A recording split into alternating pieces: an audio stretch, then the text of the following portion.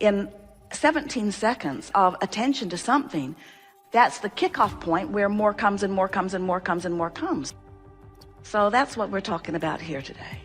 We've been calling this gathering the science of deliberate creation. Ooh, what a good name, the science of deliberate creation.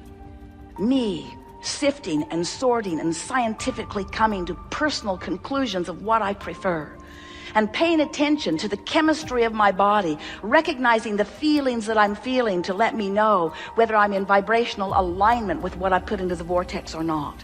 And incrementally, day by day, getting better and better until there is that good feeling, good feeling, good feeling, and then that magnificent tipping point where it moves just not from feeling, but it moves into full-blown manifestation where I can embrace it and see it and smell it and taste it and touch it and lick it, and so can anybody else have view to it, because my manifestations are now out there vivid for everyone to acknowledge.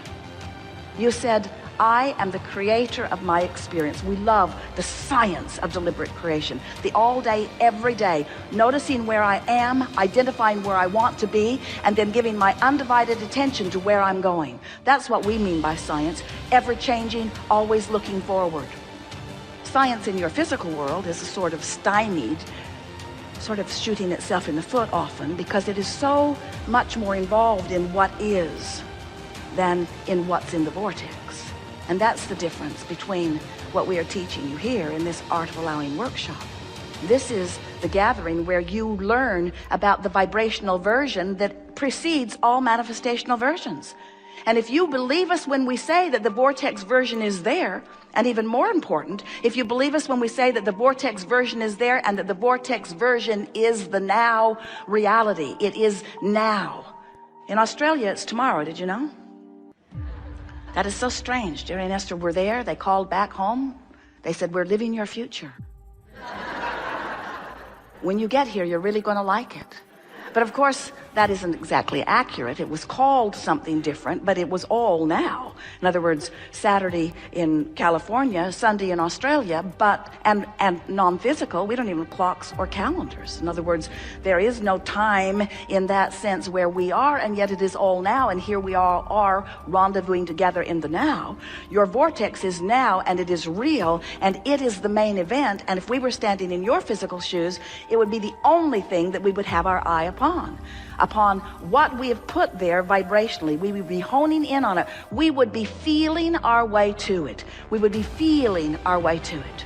And when we got in the middle of a conversation that was inspired by an event or by another person or by a letter or an email that we read, if we got into the middle of a conversation with ourselves or with someone else, and we felt that feeling within us that feels like fear or anger or disappointment, in the moment that we felt that feeling, we would stop and say, I got that feeling.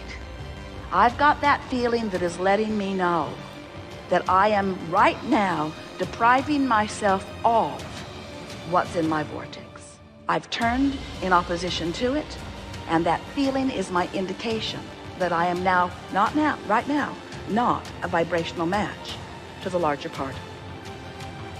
So as we are moving forward here today, we are eager to talk with you about anything that is important. And we are also eager for you to help us make a very clear example and point of where you stand vibrationally in relationship to all that you are.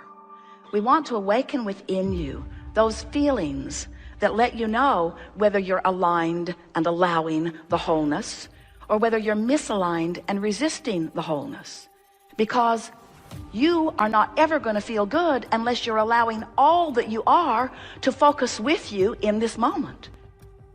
And we just have to be very blunt with you. If you focus in ways that the source within you will not now focus, has never focused, and will never focus, then you're going to get that feeling, that out of the vortex feeling, that indicator that lets you know.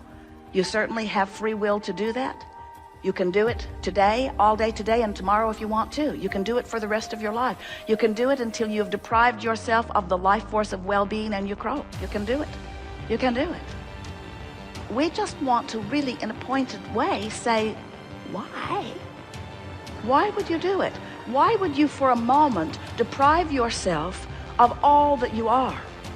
And we think it's because you've been confused about what's going on. We think it's because you are so oriented into the physicalness and the manifestation of things that when you want things that haven't showed up, your attention is upon the absence of them. So the absence of them has trained your vibration into a habit that doesn't feel good. It doesn't feel good, but it's a habit. And the reason it's a habit is because law of attraction keeps making it easier for you to think the thought that you've been thinking. What's active in your vibration shows up around you. When you give your attention to a thought, it activates within you. And when there's an active vibration within you, then law of attraction brings you other thoughts like it. So the first thing that happens when you activate a thought is that other thoughts like it show up. And as you think about those other thoughts, then it becomes even more active. And then other people show up, experiences start showing up. It's a very powerful time that you live in, because in 17 seconds of attention to something, that's the kickoff point where more comes and more comes and more comes and more comes. So it's easy for us to explain to you in a very understanding and loving way why it's hard for you to change your thought, because law of attraction makes it easier for you to think the thought you've been thinking than to think a new.